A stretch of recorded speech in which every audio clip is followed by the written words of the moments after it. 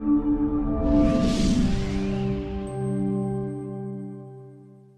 thank you for joining today.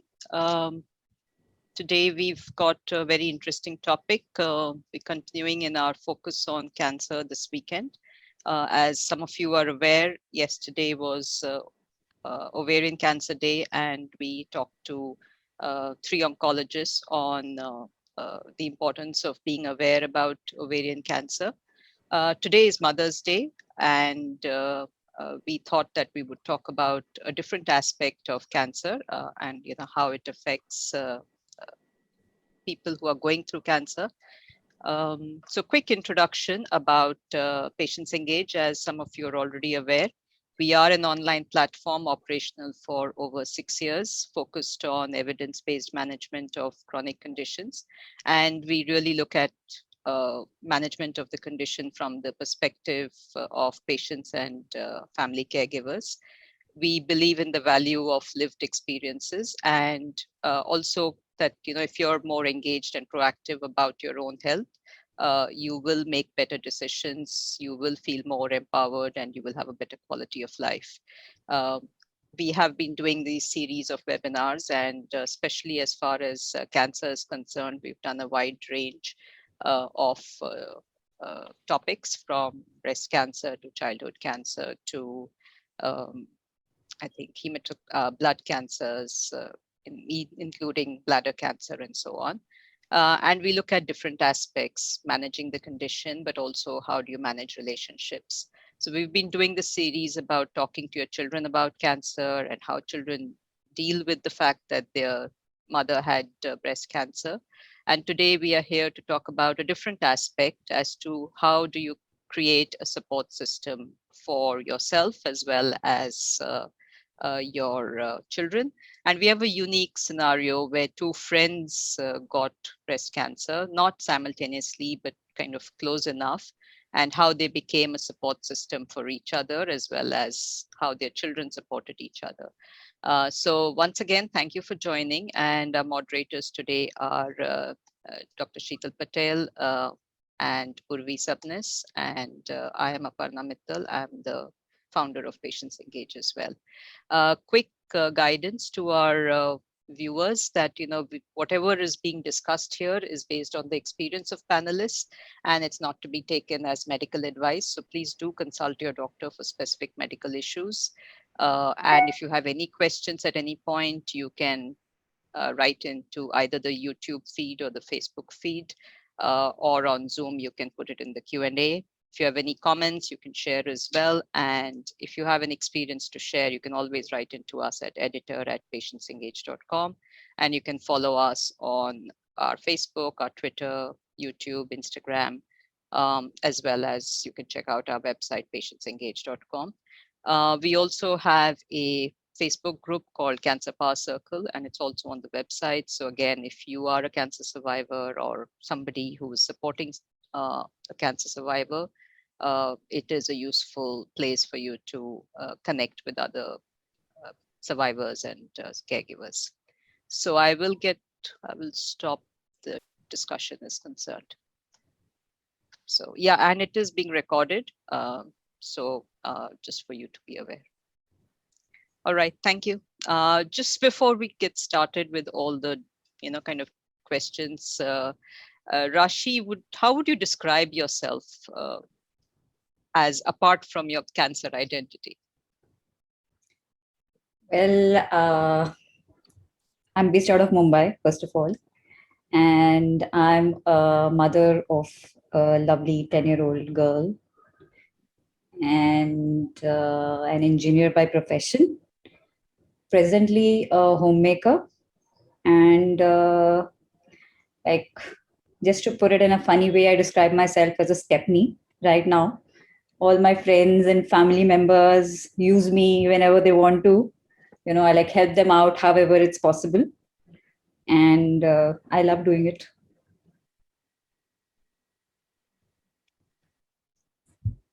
Sorry. And Raunika, how would you describe yourself? I use the Stephanie a lot. No, but I'm free-spirited. I am, I work full time and I also have a daughter, 10-year-old daughter that I have to take care of. So um, I think as a woman, uh, I'm all over the place, but very spirited in what I do. So that's how I would like to describe myself. I think I'm an engineer in MBA. I work in a real estate firm. My daughter is 10 years old as well. Um, and in the free time that I get, I kind of regenerate with music. So that's who I am. Great. Okay. Sheetal, over to you. Hi everyone. I just want to start by wishing everyone a very happy Mother's Day and hope you're all having a nice day and a great evening planned, even if it's sort of self planned. um, so, Rashi, I want to start with you because you had your cancer diagnosed first, right? Yeah. So, tell us when that was and what made you go see a doctor at that point. So I am presently 40 years old. So this I was diagnosed when I was 33, and it was just by chance. I used to just do an ad hoc self breast examination. It was not a regular thing because I believed that that age is not a very high risk category. So I used to just do it because I thought I was high risk because somebody in my family had it, even though later on I came to know that that didn't have any connection with my cancer. So just because I used to do these random breast examinations, one evening I was just, while watching TV, kind of just doing an examination, and I immediately felt a lump in my right breast. And it just, instantly it just felt weird. I knew that there was something that needed to be done. So instantly, like within the next 15-20 minutes, I got in touch with my gynec, and he asked me to come over the next morning, and we got the examination done and all. And then he obviously thought it was suspicious and beyond his area of expertise, so he asked me to go ahead and do a mammogram and then take it forward from there. Okay. So I did a mammogram, and then again, it looked suspicious. So then a biopsy was done, and then we decided that action needed to be taken, and then that's when I got in touch with an oncologist. Okay. So, when you got your diagnosis, tell me what was your initial reaction? The initial reaction, of course, was of I wouldn't call it shock, but why me? And why Yes. nobody that I know has it. Because at that point I really, except bearing like just one person that I knew about and who was much older than me, when she had it, is so that. And then I don't know whether it really is that. There's kind of confusion, that because sometimes you feel that what if the diagnosis is not correct, or if this, so this whole confusion, and the fact that I was not able to accept that something like that had happened. But within the first like 2-3 days is when it took for me to absorb the information. Mm. And that is when I went to the next step of thinking, okay, now who do I meet, what do I do about it, who do I get in touch with to get information regarding it. Right. So yeah, that's how like it progressed. Mm. And what was going through your mind as a mom at that point? So my daughter was really very young at that time. She was 3, and Mm. she and I was, I didn't have any help for her. I pretty much gave up my job because I wanted to take care of her full time. So I didn't have any support, family support here. So at that point, of course, it was also about her emotional well-being. Because she was also used to just being with me the whole time. So just to figure out somebody that who's going to take care of her, and what's going to happen and all that. Of course, it was like really a, a troublesome situation for me. But at the same time, we did take a little bit of support from our building community, the friends that we had in the building. So she was taken care of. And then between her play school, a few hours were gone. During that time, I could schedule my doctor visits and, things accordingly.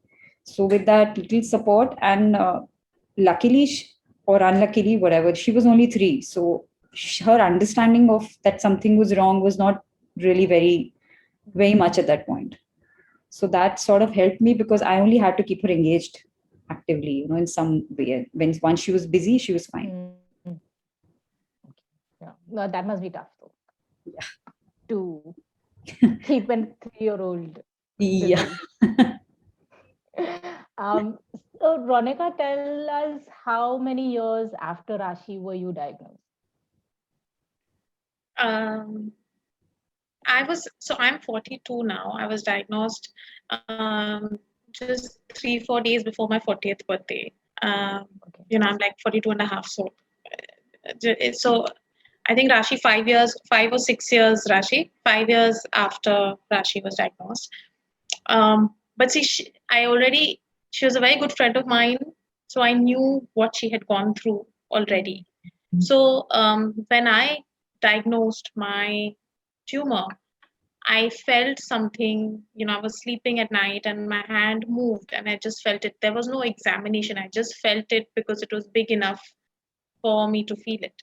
Uh, and so I felt it around 11 o'clock at night. The next day morning, I went to a doctor. And I knew something was wrong. So I got, my mammo and my biopsy done immediately on the same day. I have seen cancer in my family. Um, so I kind of was aware of certain things. And then I obviously, because I knew Rashi, she would tell me what to do and how to do it. So in some ways, the wait for the 3-4 days that I did not have my biopsy result prepared me because I was convinced already before that it was going to be, cancer. But the day the doctor addressed it with me and just specified it to me was the day that I broke down. And I think my worry was not that I will not get better. My worry was only for my child. So it was not, I was very clear actually that nothing will happen to me. And that mindset of mine was very strong. Maybe it was because, I was seeing Rashi in front of me, or because I had seen it before with certain people or in the family, that I was very absolutely certain that nothing will happen to me. But I was very, very scared of what will happen to my child. Um, and I think that fear, keeping that fear aside, it was very methodological in my case. I knew it had come. I knew I'll get better. I broke down once or twice, but that's about it. And then we just proceeded with our treatment. Right, right. And what were some of the psychosocial issues that you had to face? So, see, my journey was that my daughter, she was already 7 years old, 8 years old. Mhm. When we did get to know um, that I had cancer for the first week, where there was some ambiguity, we tried to hide it from her. But so we did not tell her. We said, "Oh, there's some tests going on, etc." But we did not tell her what test, why.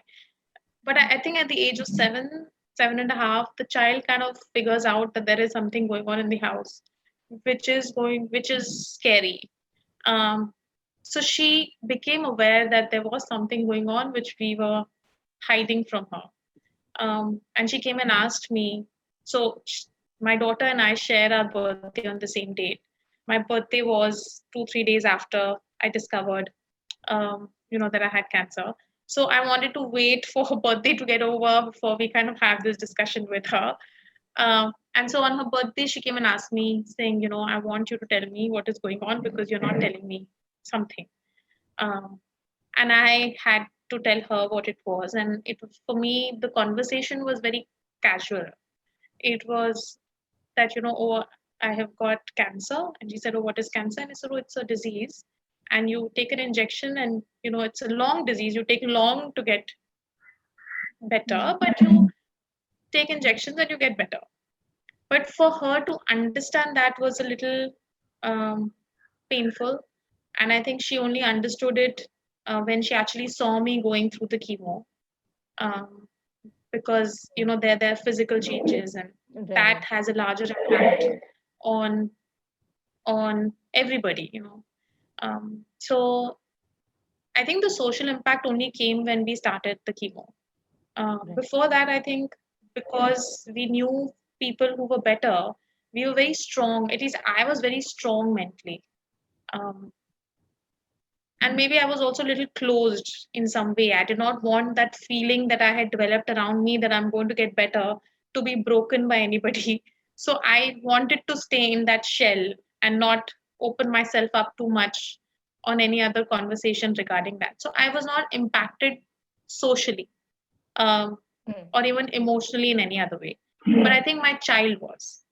Um, I think my child was, because she did not understand it correctly, even though we spoke about it.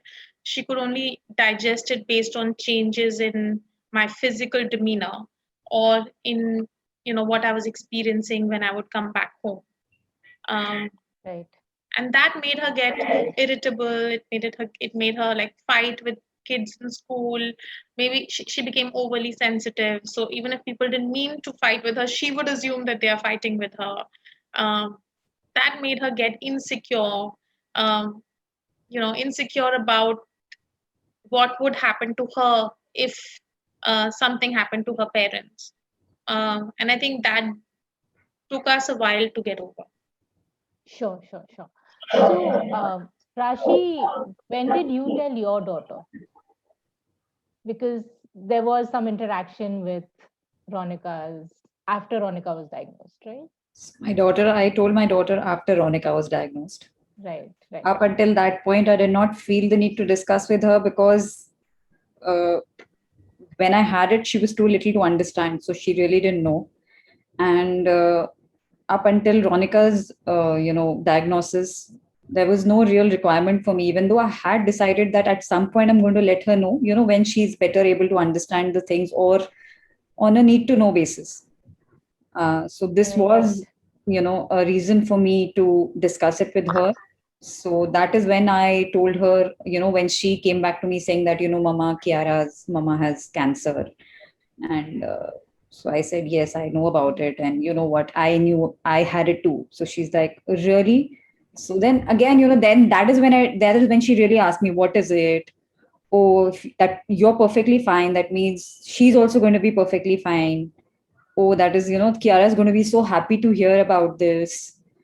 And so that is the time at which I actually, like put it in a very scientific manner for her, because I just thought that they should know what exactly it is, not as a perception, but more as a what it really is, like they say that the cells in the body just divide in an uncontrolled manner, and then and they don't die as a regular cell. So Mm. that is what I told her, and then she obviously went into discussion of what cells and all. We had a long chat, but in the end what she took away from it is like, okay, this is a disease, and you have to take a treatment for it, and you are okay after that. It's just that the treatment takes really long. It's not a one time thing that you just get it in one time.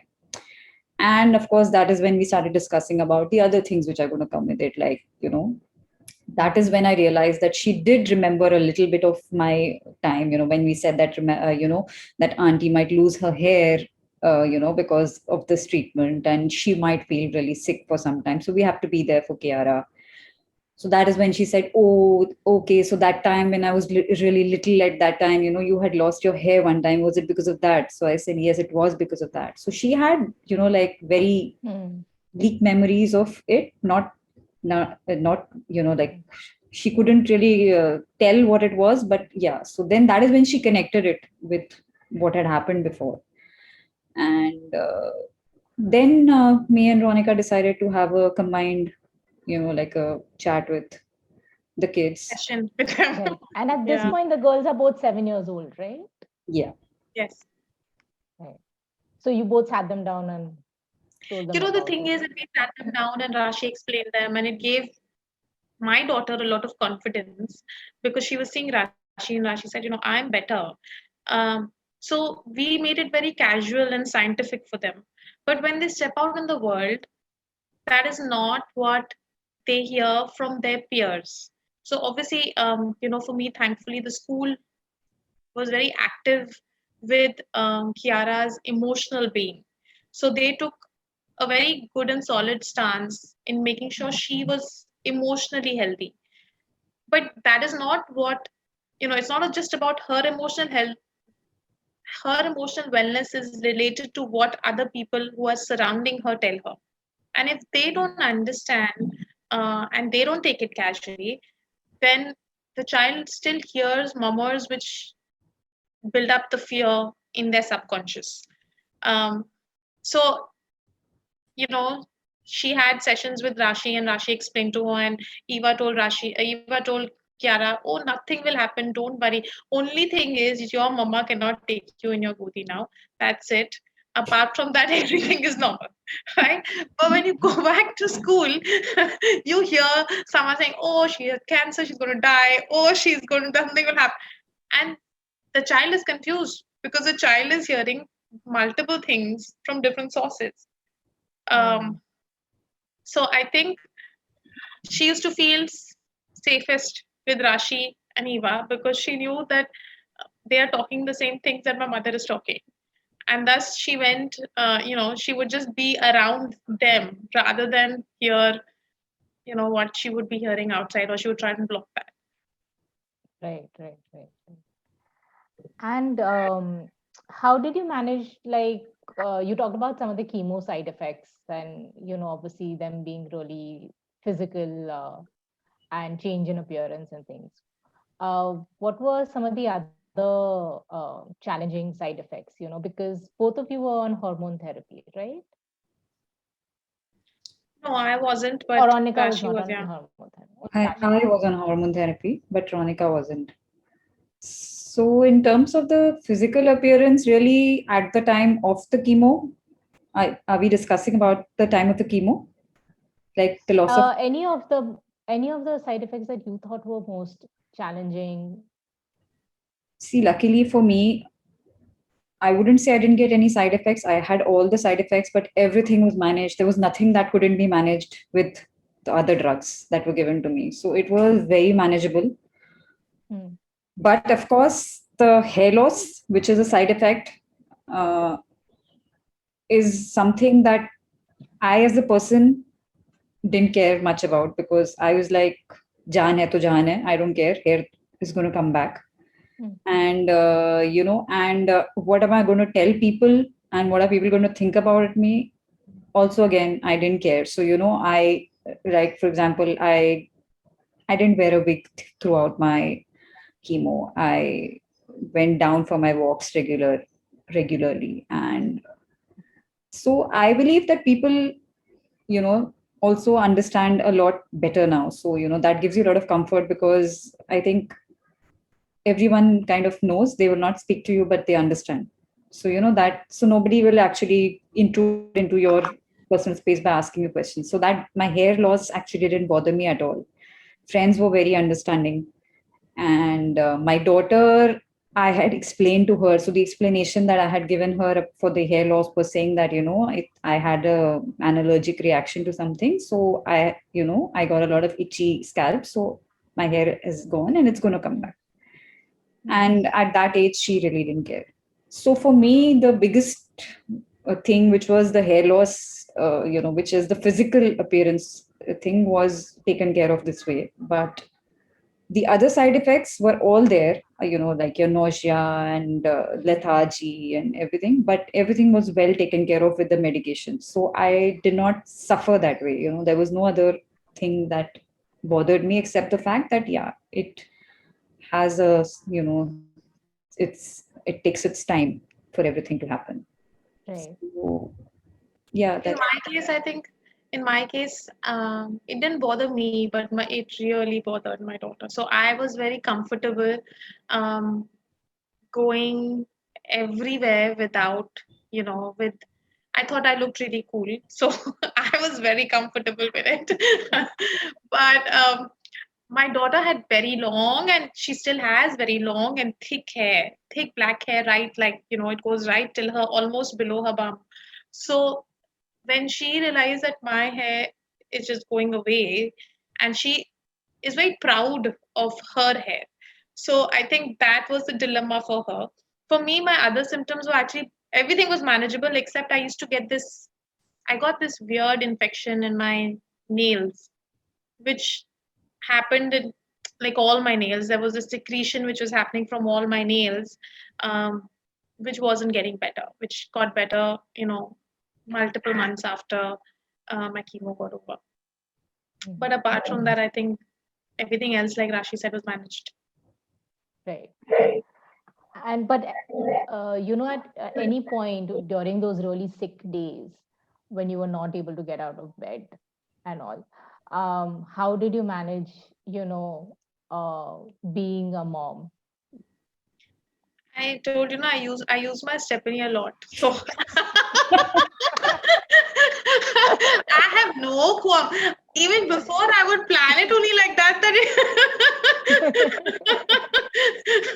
So so it was like I never felt it. I think Rashi just was such a huge pillar of support. Um, and even today, I don't feel it. I can just pick up the phone and say, I'm dropping Kiara at your place and I'm going here because I can't manage, right? I can't. Mm, And she'll always be there. So I think uh, for her to give me so much confidence, and then, you know, for her to enjoy what she's doing, because it's not only she can give me confidence, but my daughter at times will not want to do certain things with me. She wants to do it with Rashi because she knows Rashi is going to do it better. She's like, no, no, I will do it. Auntie, you don't do this. So it did not, it was just taken care of for me when I was sick. I didn't have to worry about it at all. no. So you didn't feel guilty about, you know, I think I felt guilty once, and then I told Rashi, and then I think I had a discussion. I cried and all of that, and then I think after that I became normal. So I think so I took it out of my system very soon. Um, of course, you feel guilty. You know, yeah. sometimes you feel, why you want to do certain things. Um, but I think you have to accept it that there are days, and I think it's not only when you're sick. It's even if you're working full time, there are Mm, days you're not going to be able to be a great mom, and right. you just have to accept it and make up for it on some other days and be a super mom on those days. Order So pizzas on the other days. yeah, so I think that's the only way to manage life, right? Whether you're sick or not sick. um, and I think I'm comfortable with it, because if I was not comfortable with that scenario, I would not be even working today. That guilt goes away after some time. Um, so for me, it became okay after some time. Mm. I have a question. Did you ever, either of you, take your child to meet your doctor? Or, Yes, or did they come to any of your sessions, yes, chemo yes, I sessions or did. something? I did. I did. Um, I did not take her for any chemo sessions. Um, in fact, for all my chemo sessions, Rashi would come with me, um, because I think you just want positivity at that point in time. So someone, but before my radiation started, I took my daughter to meet my radiologist, and he actually spent a lot of time with her, explaining her what would be the process. He showed her the equipments. He took her for a tour, and then she had a list of questions for him, which he answered. And I mean, I guess the summary of all of that was because at that age, she was not necessarily interested in the scientific know how.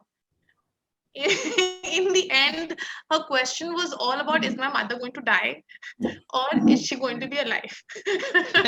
So there were 10 different questions asking the same question. A And psychometric test. yeah, so I think it was great because I think it opened up her willingness to accept um, Mm. it also, I think there are pros and cons, but since she was already exposed to this fear of losing a parent, it really eased things down for us after we took her to meet the doctor. Right. And was she counseled at school? I mean, I guess she was mentored a lot by one of her class teachers. There wasn't a separate counselor because I think at that time, what the school felt and what I also felt she needed was someone that um, she could talk to freely.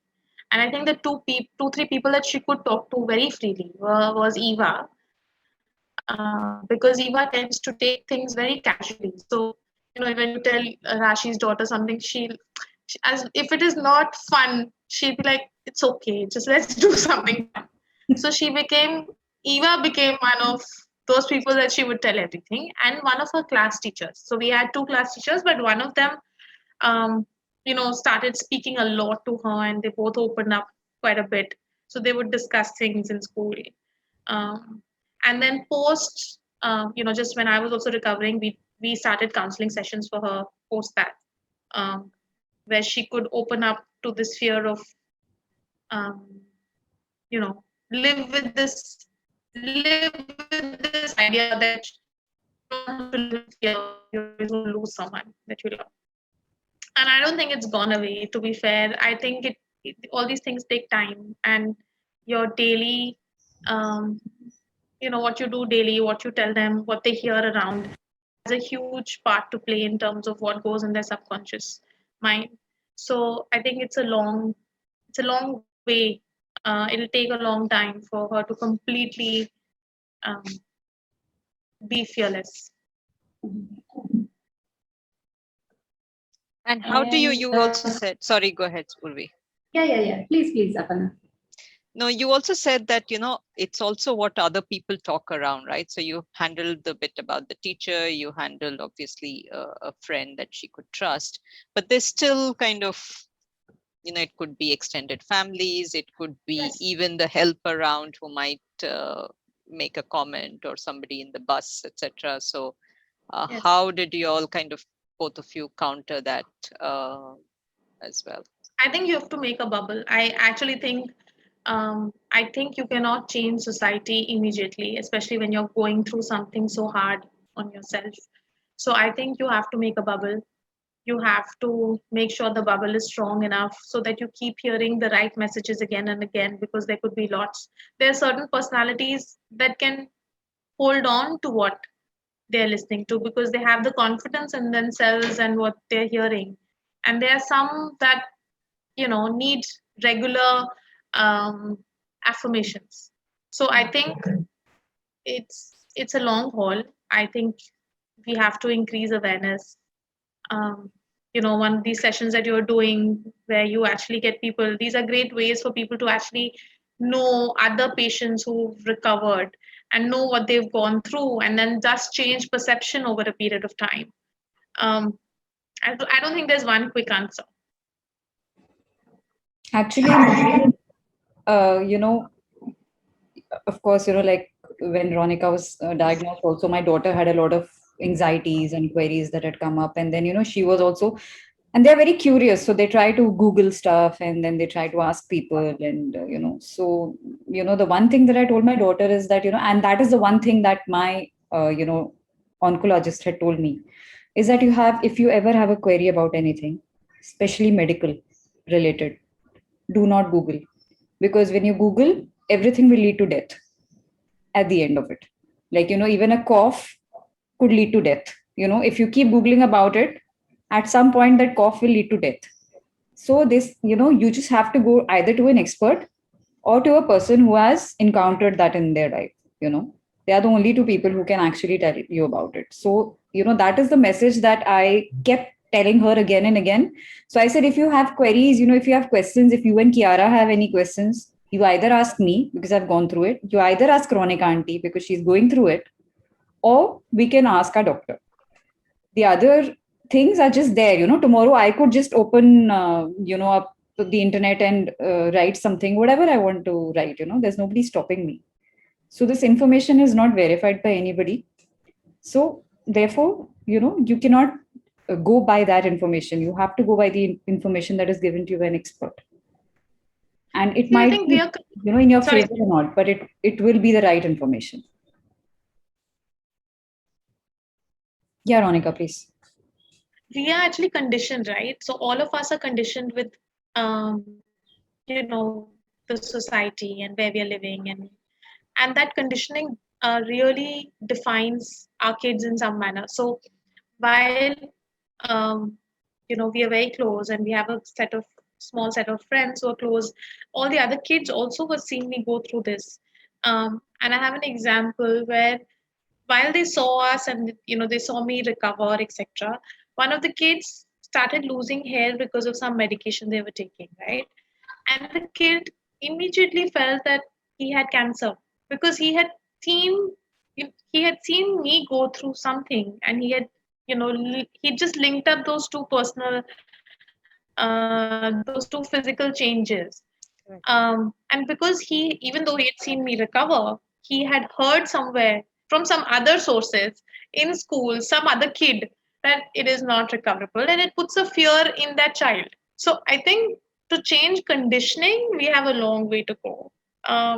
Bio bubbles, what we did, like for me, I had told whatever you have, you go to Rashi, because she wouldn't ask me that much at that point in time. Um, which may be a way to deal with it, but maybe other patients will have other ways, and I would love to hear, if somebody has some good ideas to actually deal with this, that we can help each other. Right. Urvi, sorry, you were saying something. Yeah, I wanted to ask both of them that we talked about the challenges of being a mother through cancer, but are there any upsides you would like to talk about, like being a mother through cancer? Yes, I never got to spend so much time with my daughter at home. I spend a lot of time with her at home.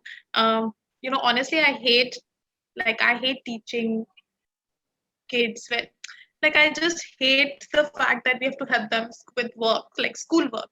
But at that time, I used to find it very therapeutic. Like that was my time together with her, where I was contributing to something in her life which would make me feel a little less guilty at that point in time if I would feel.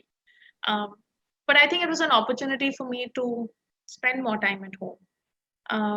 It was an opportunity for me to spend more time with my friends. Uh, you know, once you once you go back to your uh, regular life, it becomes difficult for you to cut away and do those small things. My friends actually accompanied me to Goa during my treatment. So we went to Goa for a trip, and it was all, so there were lots of happy moments that we could make together um, during that time as well. So after the treatment, actually, that sense of, uh, you know, the understanding of, that life that you get, that, okay, you have overcome something which is not easy. And, it just gives you a high in life. You just feel like you feel very happy. You feel very content. And also it's very, those little things in life is what you kind of appreciate a lot more. So that is the thing with my daughter also. I just, the feeling of strength I can pass on to her, I feel now. That I just feel that, whenever we discuss about, my treatment or how it went through and life post that, I just feel that I'm able to transfer that strength to her in some way, that, difficulties will come your way and you will overcome them. And so some of my friends at some point say, you're really strong, you were very strong. I said, it's not that.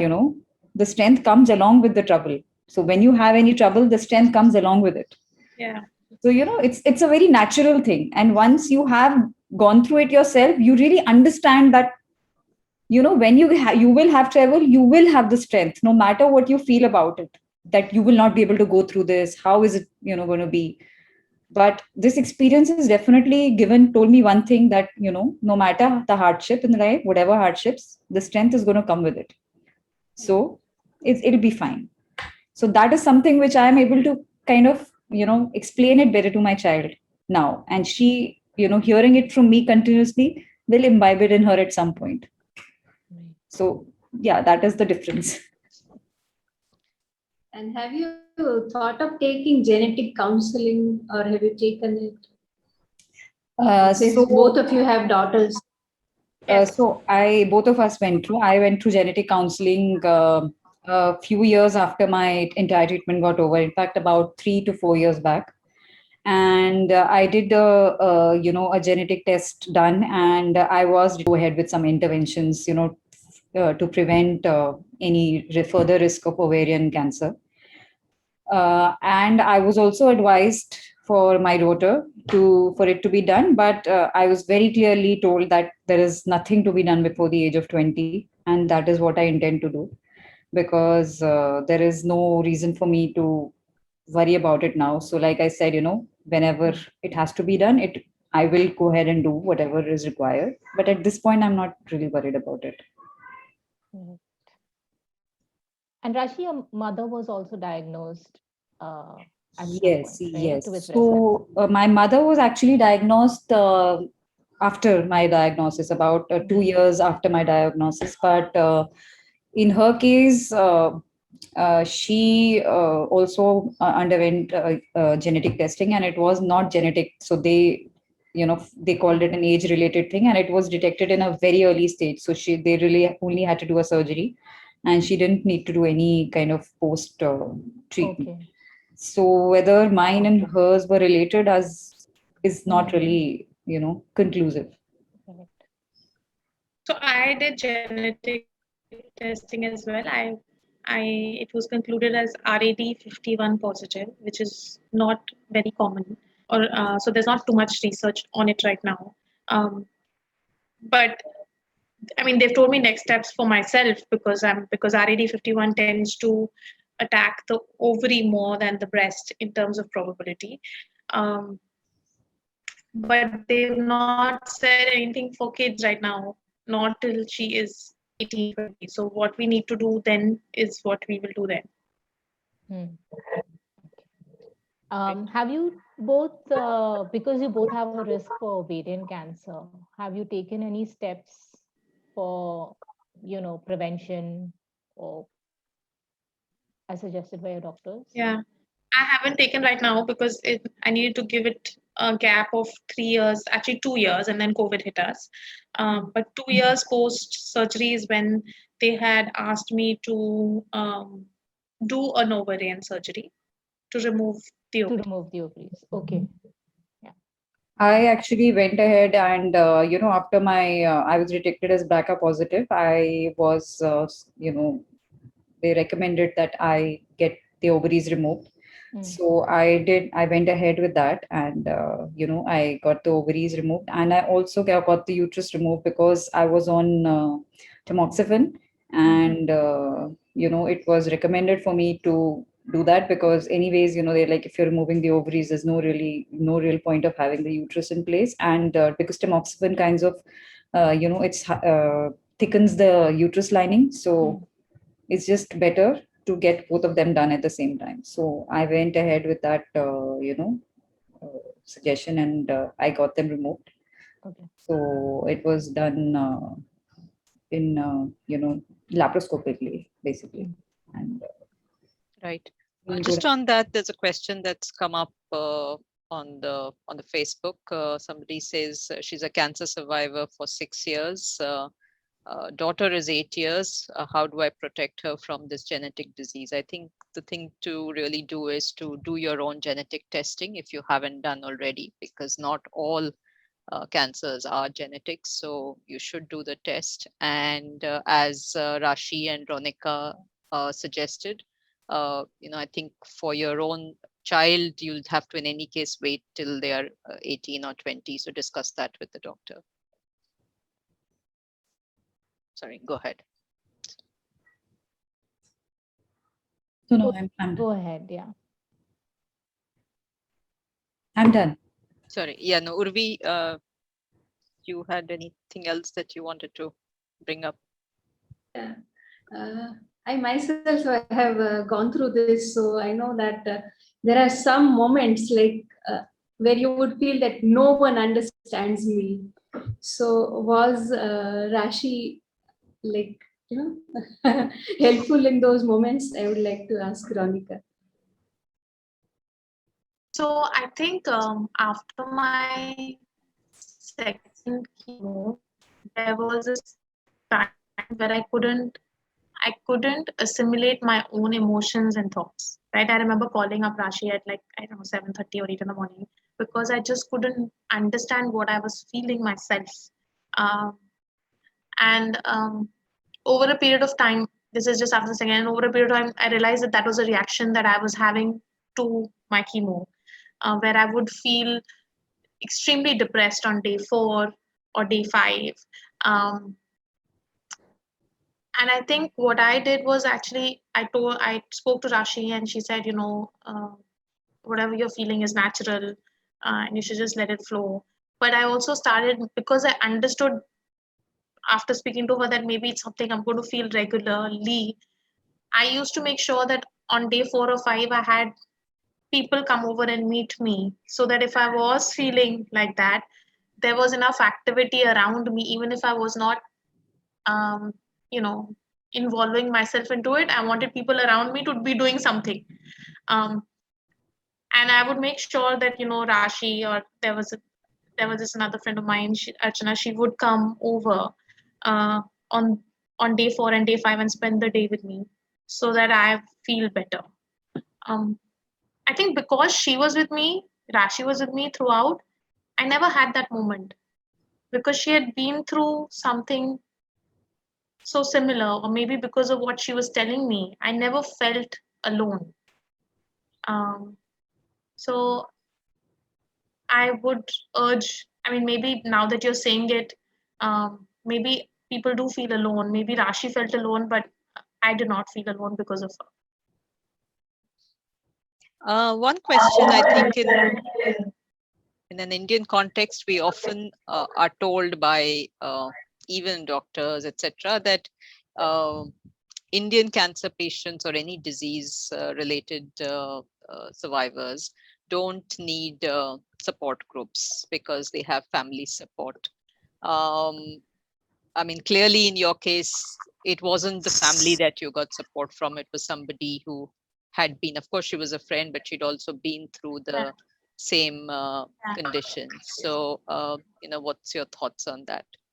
And Rashi, No, if you I did you think ever think uh, being there for Ronika later on, did you kind of think that I wish I had had somebody like that as well? So, I think Well, the Ronika. support you get from the family is different from the support you get from your friends, right? So family can start nurturing you, whereas friends understand you and support you. And I think they're two different things. You nurture your child, you may not necessarily be supporting your child in the right direction. You nurture them. Uh, and you want them to heal and you want them to grow. But with friends, it's a little different, right? Because so I think groups are actually absolutely necessary. I was on a support group, on a WhatsApp group even then, and I would ask advice on doctors and medicines and all of that, but not emotional support. Um, and that support group still exists right now, and we still contribute to whoever is asking for. But I think you need to have an emotional support group beyond your family, because you're living with your family and your family is also going through trauma and they need support themselves, which they cannot provide to you then. Yeah. actually, the family, I think, is just too much emotionally invested in you. So they are just not able to, you know, they're so closely, attached to you that it gets very difficult for them to be able to take some practical decisions sometimes, or just accepting it because they themselves are so emotionally connected with you. Whereas for friends, I told this Ronika during the treatment also, that for me, okay, while I really care for you, I really, love you, but I do not love you the way your mom loves you or your dad loves you, so they are feeling completely different.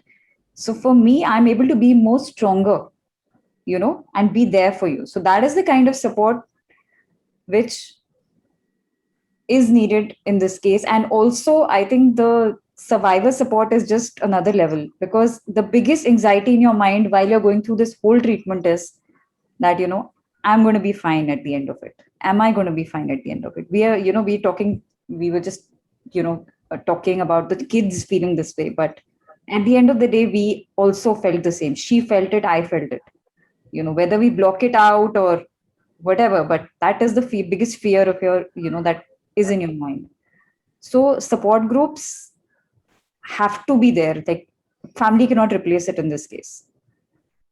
And so it is very different. And for me, I also had that kind of a support in my sister. So my sister had given me the same kind of support what I gave Ronika. And she immediately flew down, stayed with me for 4 months over here till my entire treatment was over. So, but again, she was so much emotionally invested in me that, I could see it on her face. The fear on their face is also there. You can make out, so it's very different. So support groups are required, definitely. And family cannot replace that. Family can support you in a different way, but not the way, they're two separate things. Right. Right. No, I think that's important. I could see And Urvi the had anxiety something to add. yeah, and the anxiety doesn't end with the treatment. Like every year you go through anxiety. So again, you need to Anxiety. hold hands. Yeah, right. Yes, Do you that's true. go through That's true. those moments? So how do you handle that? Do your children now kind of, so when Rashi, your daughter, kind of, she was very young when you went through it, but did she kind of come back and say, I didn't understand, when I was so young and I didn't understand that you went through all of this? Was there kind of, light bulbs kind of for her as well, in a sense? So actually, she is not, I wouldn't call her a very sensitive child that way. She's a very happy go lucky kind of child. So she's like, okay, you got it. You're fine now, na? Mm. It's going to be okay, right? So that's about it. So she doesn't really go too much into introspection of, oh, what happened and how come I didn't know about it and how come I wasn't there for you and all that. But she understands that, okay, oh, you're okay now, right? That's all Right. that matters. Yeah. Right. That's all that she cares about. Yeah, I think it's the age as well. That's all they kind of want to get into Right. as well, right? Because otherwise it's too much to deal with. So Yeah. So my daughter is actually the anxiety on my test. Um, I think for me, would be, you were mentioning, I think it's about acceptance. I think we have to accept that no one gets sick because they plan to get sick. And, and no one will get sick in the future because they plan for it, right? We all do so much to take care of our health at the end of the day. And when you accept that that is not in your control, um, then I think the anxiety also goes away in some ways, because it's not in our control. It's we can only, our goal can only be to be healthy, to have a good lifestyle, to eat healthy, to meditate, to exercise, and after that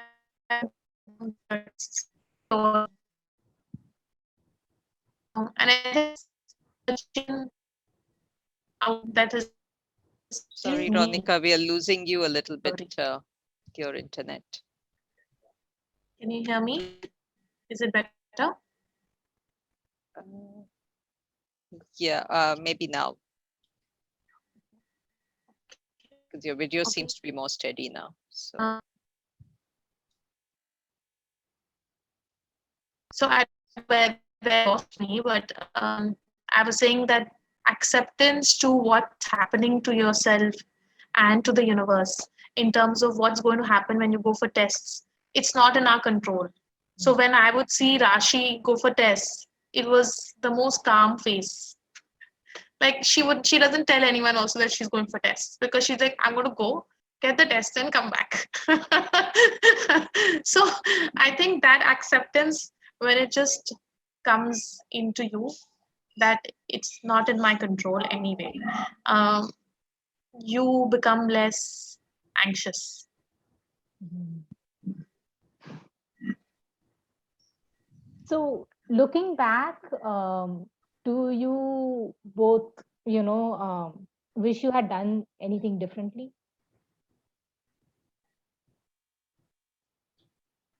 So prior to the treatment, prior to being diagnosed, Anytime, at any point. yes, I would have loved to focus more on myself.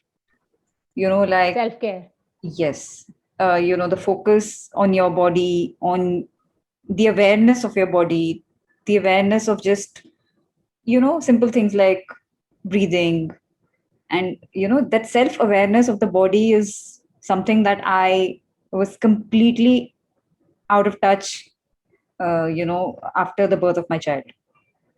Mm. So because it was so much of, it was overwhelming to have a child and taking full time care of the child, and that focus was completely gone from myself. The And focus is on the child after constantly, childbirth, right? yes. So there was no workouts that were happening. There was no, nothing. There was no focus on myself. There was no focus on my physical or mental state of any kind. So if I had to go back and change that, I would have changed that. I would, you know probably get help for my daughter, and give Mm. myself some time, and not take it so seriously that, that this is the only thing in my life now. I have to give it my full, you know and feel guilty about it, that, oh, how can I take out time for myself? I have to be with my child. And it happens, it happened to me. I was really into the whole thing, of Sure. being a mother. I loved doing it, not like I repented any part of that. I really loved doing it, but also the awareness on my body and my mind and my body was not there during those few years. So I would want to change that if I had the chance to. Mm. Ronika? I agree with the point on awareness. I think um, we are far more, I am far more grateful for my body today than I was before. And when you're grateful for something, then you obviously take care of it a little bit more. So you tend to pace yourself out accordingly. Um, so yeah, that I agree that, but I don't know whether I would have changed anything before. You know what I mean? I mean, like, I agree, and maybe I was doing something wrong, which was wrong for my emotional well-being and mental well-being and physical well-being right now. But I would not want to change it. I have accepted that this is the new me. Yeah. The new Ronika 2.0. Yeah. Yeah.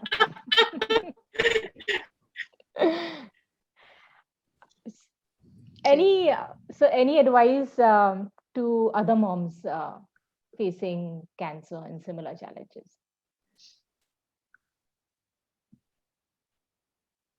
I think we have to form a larger, we spoke a lot about it before as well, but I think it's important to form a larger group of children who need that kind of support, who can then support each other when their parents are going through something similar like this. I think awareness in children that this is a curable disease is something that all of us as parents have to do, because cancer is going on the rise. It's not going to come down. Um, the percentage of population that is going to get cancer is going to keep increasing, which means that the younger generation, by the time they're bigger, they're going to be facing this more and more, and they cannot fear it subconsciously also. So I think it's extremely important to focus on uh, curability of cancer in children, which I don't think. I mean, I don't know of anyone who's doing it publicly right now. And we mentioned this a couple of times in our previous webinars as well, that TV shows and movies don't project Yes, cancer in a good that light. was a good way. Um, um, both Kiara and Eva, when I was sick, they started watching this series called Alexa and Katie, which is about a girl who has cancer, a young girl who has cancer, and how she deals with her life and her schooling and how do children react to her, and what is empathy in that? What does she feel as empathy, and what does she feel as something that I want to do, even if I'm sick? Um, and I think we have to be more open to about all of this in the Indian cultural society. Right? In our Absolutely. Indian society, we just have to make it more angry. Right. That's right. Yeah. Rashi, any advice from your end? The advice is, of course, to change the perception is what we all know that has to be done. The perception has to change about what cancer is.